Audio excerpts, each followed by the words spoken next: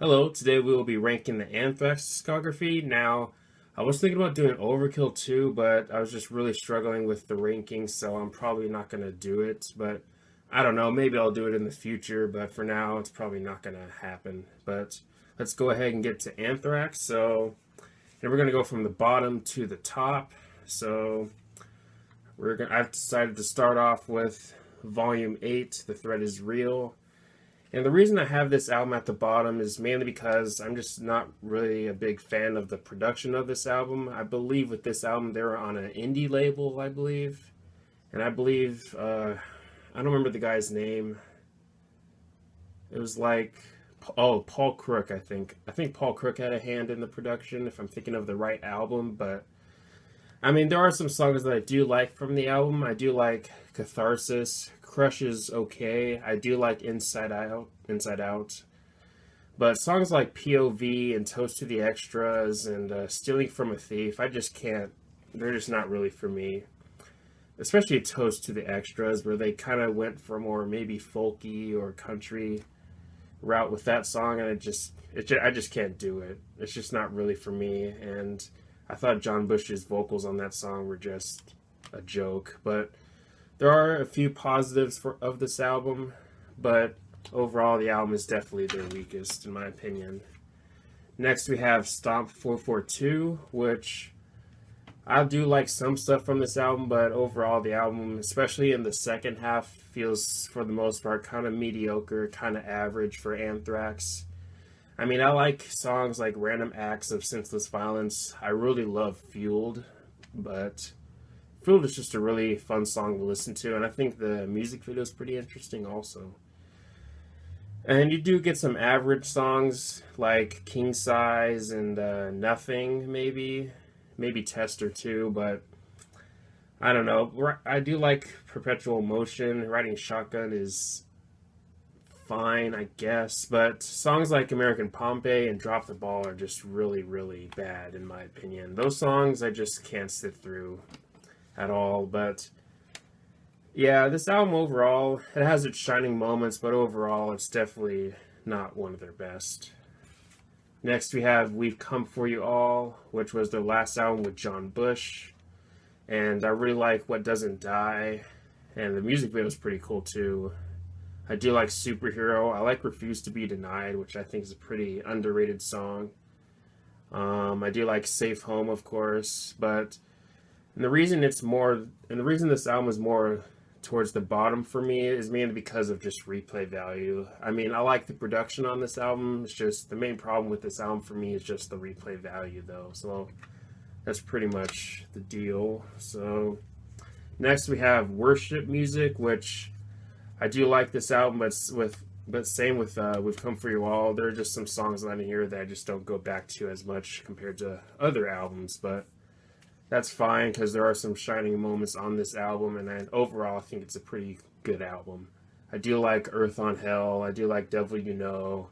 Fight 'Em Till You Can is a pretty fun song to listen to, but I'm Alive is maybe my favorite song on the album. I just really enjoy that song, and Revolution Screams is a pretty underrated song too. I believe it's the longest song on the album, maybe one of Anthrax's longest songs that they've ever written, but I really like that song too.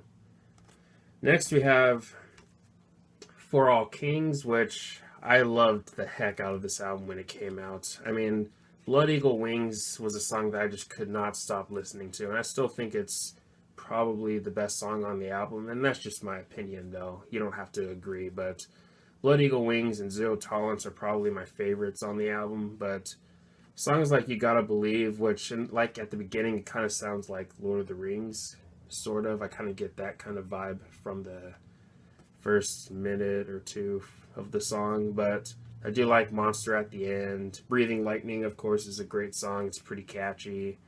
And I mean, it's more radio friendly, but I personally don't have a problem with that. But yeah, For All Kings is an excellent album and definitely worth owning. Next, we have Sound of White Noise, which is the first album with John Bush, and I just really enjoy this album. It's definitely different, kind of dark at times. I really like Potter's Field. I think that's an excellent album opener, and of course, everyone knows the song Only. I was about to say Lonely, but Only is a pretty cool song. That's maybe one of my favorite Anthrax songs of all time. It's probably, I don't know, top 15, top 20, somewhere in there. But of course, there's other great songs like Room for One More, and songs like like the last two songs on the album, Burst and This Is Not an Exit. I think those two songs are pretty underrated. And I like track number 9. It's a bunch of elements. I believe it's what's the word I'm looking for?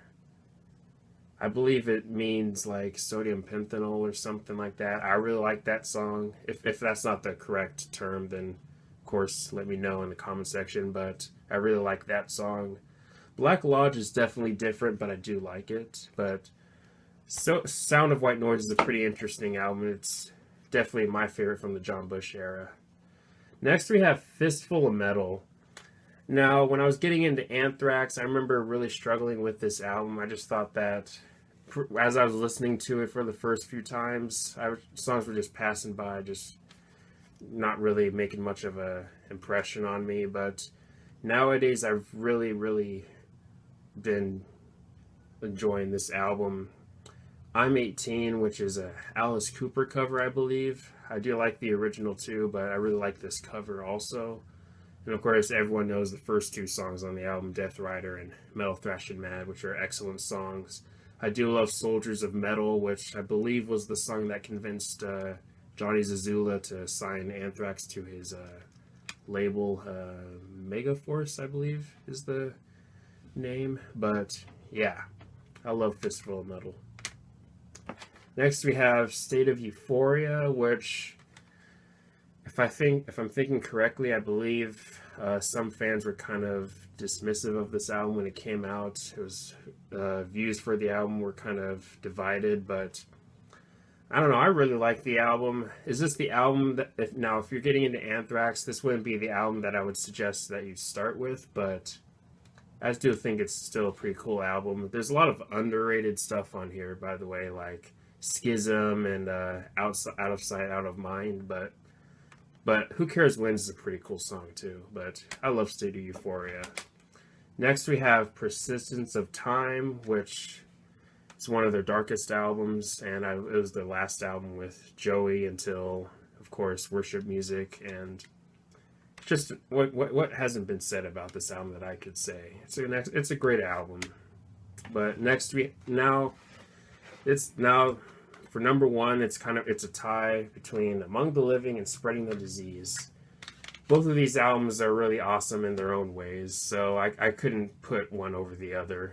But I know that there are some people that definitely prefer Among the Living, but I don't know. I really love Spreading the Disease, and I believe Spreading the Disease was my first Anthrax album, but I just really love these albums. So that's my ranking of the Anthrax discography. Let me know your ranking. Let me know if you're getting into Anthrax, and I'll maybe give you a few pointers for what to start with in terms of songs or albums. But anyways, thanks for watching. Please leave a comment and a like, subscribe.